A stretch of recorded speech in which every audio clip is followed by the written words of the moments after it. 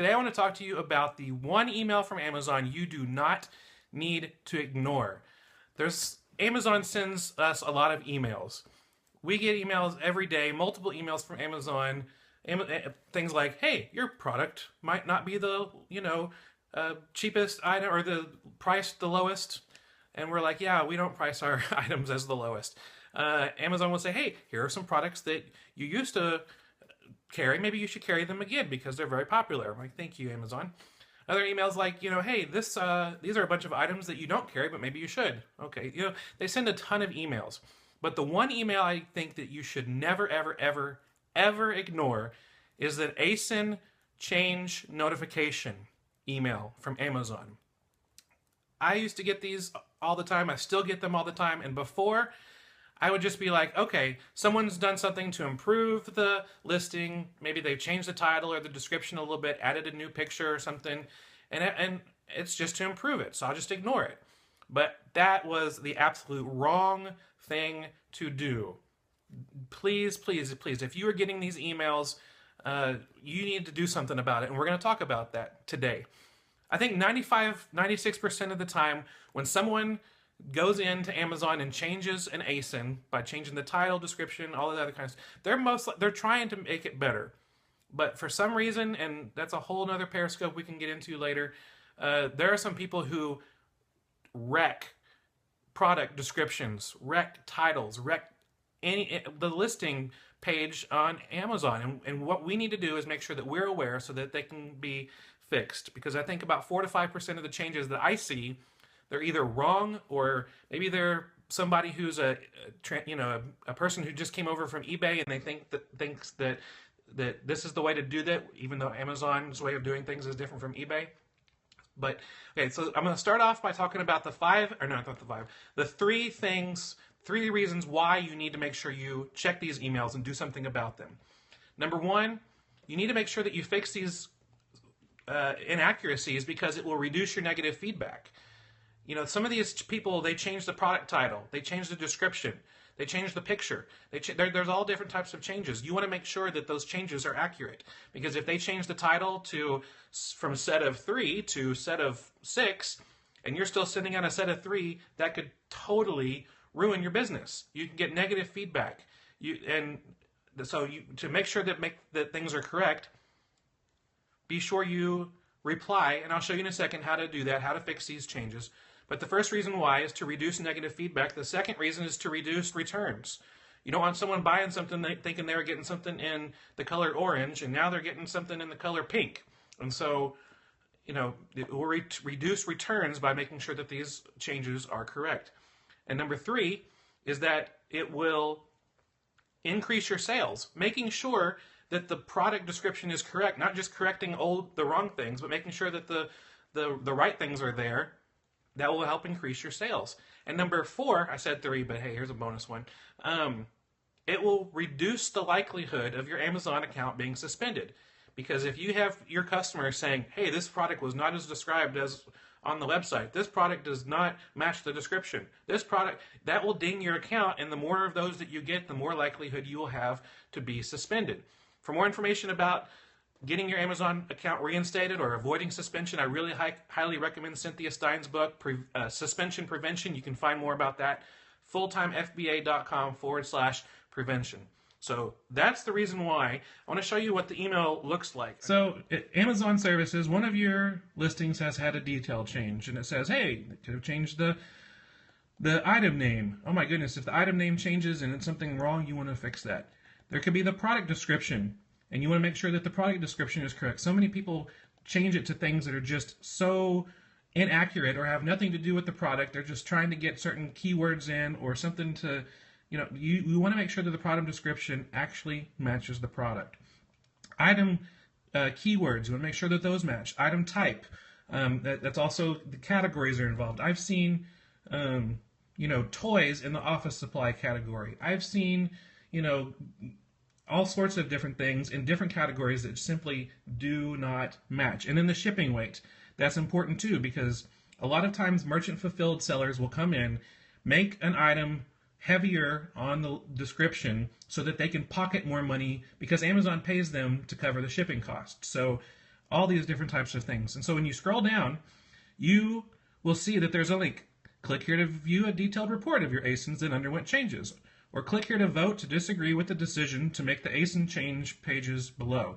And then it gives you all the different changes that they made. So I usually never read this because I always just go straight to click to disagree. This is the product detail change page that I just got a few days ago. All right, it doesn't give you the title. It just gives you a little link so you can actually click on the link to go see it. These are some wall stickers. It says the shipping weight was changed from 0.1999999832228 to 0.2999999999748 whatever.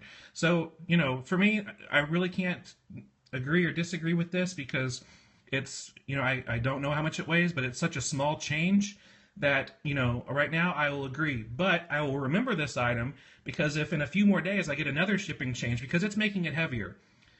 There are some merchant fulfilled sellers who make these changes slowly so that Amazon FBA sellers don't recognize the slow change, and so over the course of like a month, they'll change it by a small percentage of weight to make it heavier so that they can pocket more shipping money, because that's, like I said before, merchant fulfilled sellers, Amazon gives them the shipping money and then they ship it out. So and I review Amazon notifications the moment they come in. And if I don't have time to do that, I put a little flag on my email to make sure that I check it as soon as possible.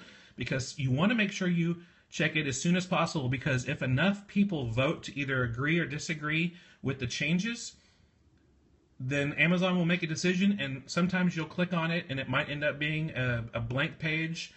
Sometimes that's a glitch if it's a new email, but if it's been a few days, there might be a blank page and you no longer can vote. So make sure you take care of that. If you're selling on Amazon FBA and the shipping weight changes, that's just all part of Amazon's charge. So Amazon wants it to be the same weight. So at Amazon, they're supposed to weigh the item to get the correct things, but they can't weigh every single item, and they usually take the word of someone who's emailing them saying, hey, this item is actually this weight. It's pretty crazy. So that's the first one. The second one is this little Princess Tiana toddler doll. It's changed from My First Disney Princess Disney Basic Toddler Doll Tiana to Disney Princess Disney Basic Toddler Doll Tiana. And so for me, that's not that big of a deal. I know that the keywords, like the first 3 keywords of a title are sometimes are more heavily weighted when it comes to keywords in the search. So Disney Princess Disney is the first 3 in here, so maybe that's why they're doing that. But for me, it's not really worth my time. I want to make sure that I take the time to disagree with items that are they're going to affect me negatively in the long run. So this one, the picture is kind of squished. This is actually a puzzle. It's changed from over 3 feet wide for the product description. It's changed from over 3 feet wide, 28.25 inches by 11.25 inches.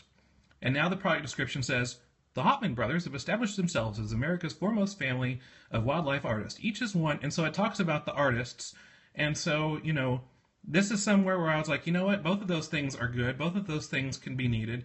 You know, in the product description, or on the product page, there is a section for the size of the box, but not necessarily the size of the puzzle. So, like for me, I would probably hit disagree, and that opens up this little window here. I'm not going to type in it right now just to save time, but I probably say that for this item, I think both product descriptions need to be merged, because I think that they would both be helpful as a product description.